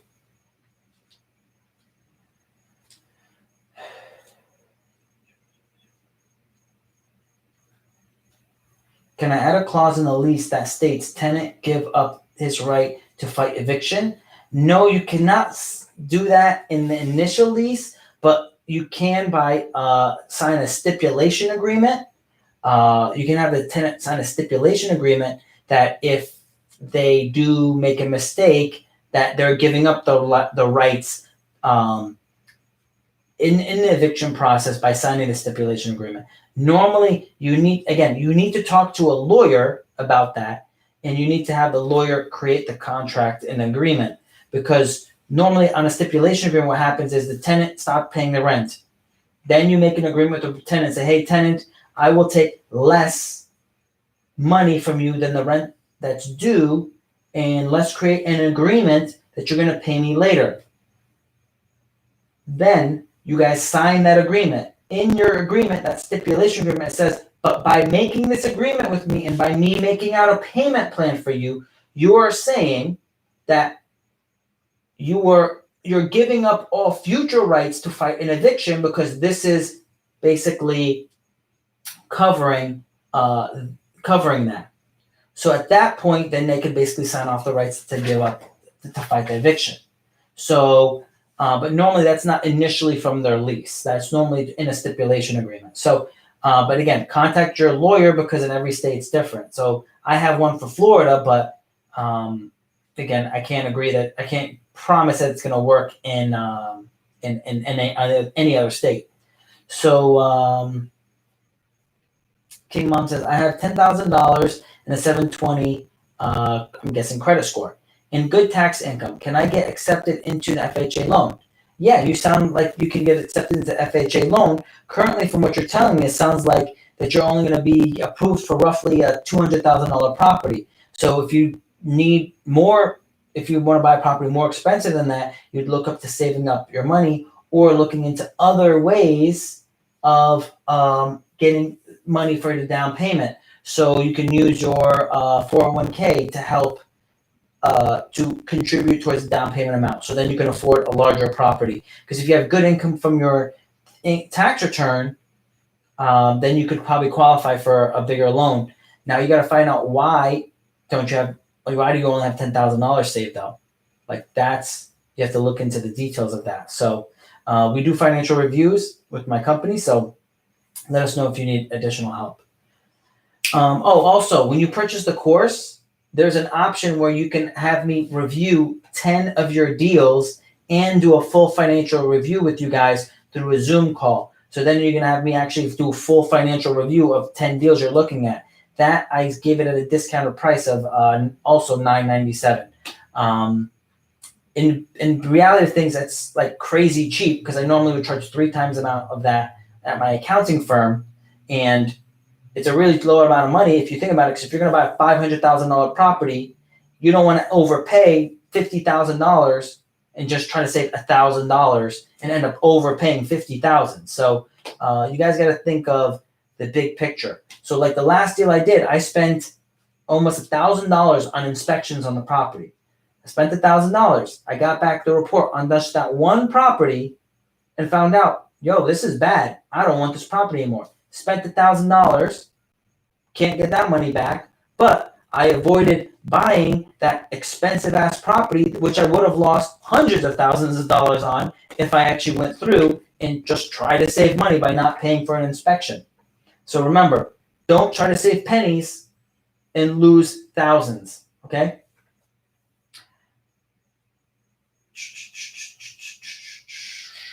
Then Daniel says, love this channel. Richard says, big facts. Only big facts. The course is $997. Where you do a Zoom call with me is separate from the course. That's when you can actually have a face-to-face meeting with me through Zoom. And then I'll actually review 10 deals you're looking at. All 10 doesn't have to be at one time. You can do the Zoom call where we do review all your financials, and then you can send me 2 deals you're looking at. And then a month later, send me another 2 deals, and a month later, send me another 2 deals until you finally find a deal you're interested in and you pull the trigger on. It's 10 deals total, and that's also another $995. So cool. Why are there so less people here? You are so underrated. There should be more people here. You know what? God always has the right people there, Might not always. Okay, I work out with Tony. He's world champion, and he's been world champion for like forever, right? He's won so many world championships. When I work out, some days it's only me and him. Literally, me and him are the only 2 people in the gym. And I'm thinking to myself, you have a world champion here. He doesn't charge a lot of money to work out with him. And you're not here? And there's thousands of people that are like, I want to get stronger, or I want to get thinner, or I want whatever they want. Because he's also a bodybuilder. So he could tell you and teach you anything you want. And people don't show up. So the mystery, I don't know. I'm also don't understand because I'm literally giving away everything, So it's just funny. But again, there's a little paper plane. Send it to your friends. Have them join. What's up, Blurface? Hey, what's up, buddy? What's happening? What's going on? Where are you from? Originally, I was born in Syria, grew up in New Jersey, and now I live in Tampa. Hey, Florida, right? Florida, yeah, right by Clearwater. You know where like Clearwater Beach is? No idea. No? So Okay, so Clearwater Beach is in like the Tampa Bay market. It's the number one beach in the country. Right. So I live in that area. Oh, yeah. So what, your family's from Syria, right? Yeah, Oh, yeah. I was born there. Oh, yeah. Yeah. Yeah, I came when I was 3. Awesome, man. Awesome. So how's So where you Australia? living now? So how's Australia? Yeah, it's good. I'm actually in London at the moment. Nice. I got a good friend. He actually owns many small hotels in about half an hour out from London.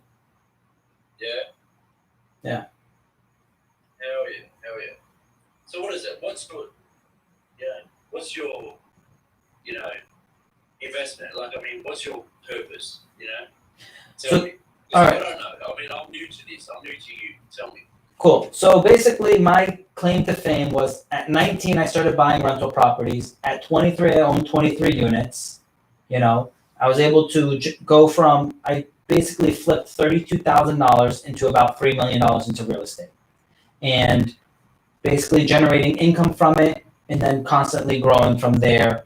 And now I have a $8 million portfolio, I have an accounting firm, I have insurance agencies, I'm opening up a mortgage company for the personal side. I already have, we already do mortgages for the hard money side and the investment side. So I'm financial services. I've worked at the bank, I've done mortgages, I've done anti-money laundering, I worked at PricewaterhouseCoopers, I did taxes, bookkeeping, I did Home Depot's taxes. So I've done basically everything in finance, not just on a high level, but actually on the low level, meaning that I'm the physical guy doing the work. So I understand it from the Nice. ground level all the way up.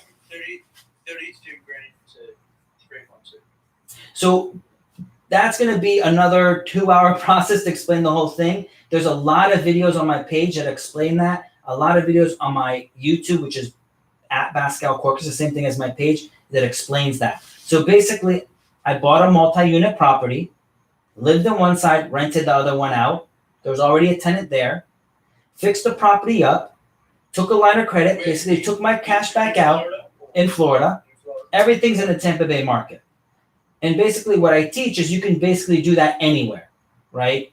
If you just take my information, you can just do that anywhere. It's not a hard process. It's this big about being patient. So because most people will just try to buy a deal because they like it and it's pretty. That's not what you want to buy. You want to buy the deals that are profitable, and you just have to run your numbers, which some people are afraid of numbers, and that could be their reason. So patience, or they're afraid of numbers. So how do you know when a deal is profitable? The super simple way is the 1% rule.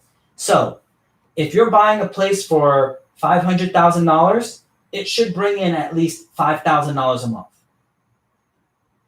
But can you buy a $500,000 property in Florida? You can buy a $50,000 property in Florida. It's not going to be nice, but you can. Most of the properties I look at are around my minimum property now is like at around like 300,000. My preferred property would be around 2 million, just because when you're doing a small deal, it's small money. Right now I'm on like a different level where the small deals, unless there's a lot of profit in it, it's not worth it. So I've basically sold all of my duplexes. I don't own duplexes anymore. Before I would do 2-family properties. Another thing I teach is that you don't want to buy condos. You want to avoid condos, avoid townhouses, avoid houses. They do not generate the cash flow necessary for you to make money. You really need to try to buy duplexes, triplexes, and quadplexes. Normally, with most countries, if you buy 4 units or less, it still will qualify as a homeowner property, owner occupied property, which requires less down payment and gives you a better interest rate. Yeah, nice, mate. Nice. I don't know what the hell you're talking about, mate. You're talking so much shit to everybody here. So right now, what I'm talking about is I'm going into like, most people will not give you the amount of detail I'm giving you. So right now, what I'm doing is I'm showing you the detail, and you're like, I don't understand what you're saying. This is like a foreign language to me. It's like if someone tried to jump you right in and like show you something that is new to you. So what you need to do is like basically go through my content slowly and be able to pick up be able to hear it 2 or 3 times, and then it'll finally make sense. So, and it's common because when I first learned this, I was shocked. I was like, wait, you're telling me I could buy a property, the bank gives me most of the money, then someone else is going to live in this property, pay me more money than the mortgage, the taxes, the insurance. So they're paying me to borrow this, and they're helping me pay off this mortgage. And then if I fix it up, I'll get even more money. And then because I get more money in rent, they're willing to give me a bigger loan. And then I could literally just not even sell it. I could do a refinance. And now the bank's giving me more money than what I even bought the property for and spent in renovations. So that's what I did. My second deal, I put $8,000 down. And then within... I hear you. Listen, I hear you, mate. I hear you. it's again, the game is amazing once you figure it out. And it's just about spending the time to study it. It took me... I started studying at 14, and it took me till 19 till I finally figured out how to do it right. So it took me 5 years of studying. So, but once I got going... How old are you now? 45 or something, mate? I'm 34. I started when I was 19. All the best, mate. All the best. All the best, mate. Good on you. See ya, champion. See ya. I think I blew that guy's mind. I literally think I blew that guy's mind. He's like, he's trying to think, yo, this guy's lying. Like, I don't believe it. And there's a lot of people out there that think that way. Like, it's not possible. You can't do it. Can't be done. The problem is the second you say that, your brain shuts off and doesn't look to find ways to make it possible. So you need to find ways to make it possible. You need to believe and invest the energy. I invested energy for years before I did my first deal. That's what I'm telling you. You need to start now, because what's going to happen is in a year and a half, you're going to be like, shit. Everything Pascal said happened. I want to buy these deals. And then you won't be able to.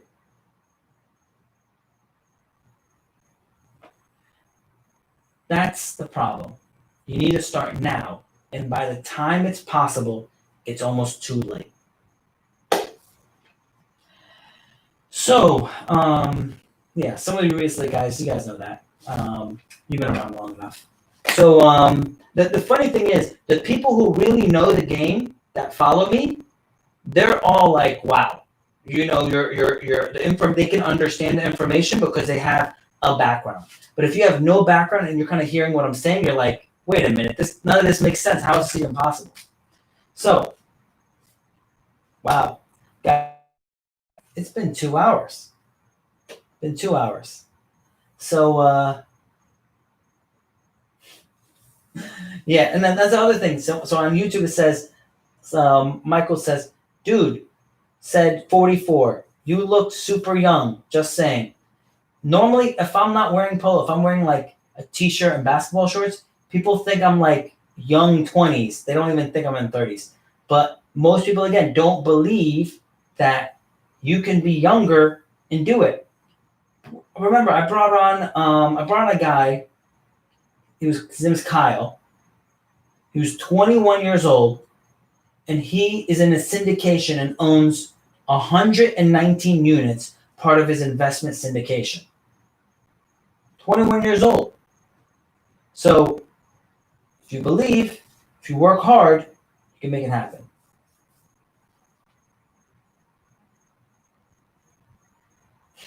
That's funny. Blurface has been drinking from last night because he was in London.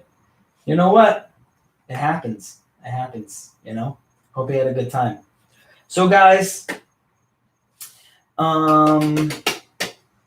last question is Daniel. Sorry to ask. Okay, Daniel says, sorry to ask. Is it risky to do a line of credit on my primary home for $245,000? No, I don't think it's risky. I pulled all the money out of my line of credit. I have a line of credit on my home very close to how much yours is, and I took all the money out. And I don't think it's risky. taking the money out of your home is not risky. The where you put that money is risky. Okay? Loans are not risky.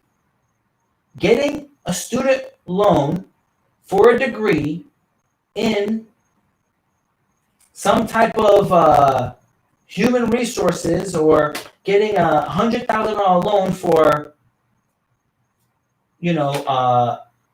administrative assistant, some like BS degree, that's risky. Getting a $100,000 loan to become a pharmacist is not risky. So the question is not if you take out the loan. The question is, where are you putting the money? How was the meeting with John Williams? That was actually a great meeting. The meeting with John Williams was a great meeting. We have very similar outlook on things. We both agree that the market's going down. All of the big time investors that we're talking to that have like hundreds of millions of dollars in their portfolio are saying the market's going down. So all the people out there saying this is the best time to buy real estate and whatever, we're like, either they're seeing something that doesn't make any sense, some type of variable that they never mention what that variable is that makes them think it's the best time to buy. Otherwise, everyone who does have all the variables has been telling us it is the worst time to buy. Unless it's like a gift, don't buy it, meaning like you're getting 30, 40, 50% off of the price. So we're not going to know the number of foreclosures or forbearances that are going to still be in effect as of August 1st until after August 1st, probably not until like the 15th. So we're going to it's going to be pretty public. The news are going to be pretty public. Now, again, is it going to be as loud as second wave of Corona? No, they're going to hide that down a little bit. They're not going to really let that come up that much. And you're going to have to look a little bit, but you're going to be finding it on like, Yahoo Finance and different sites like that. They're going to talk about it. So, guys, again, my class is,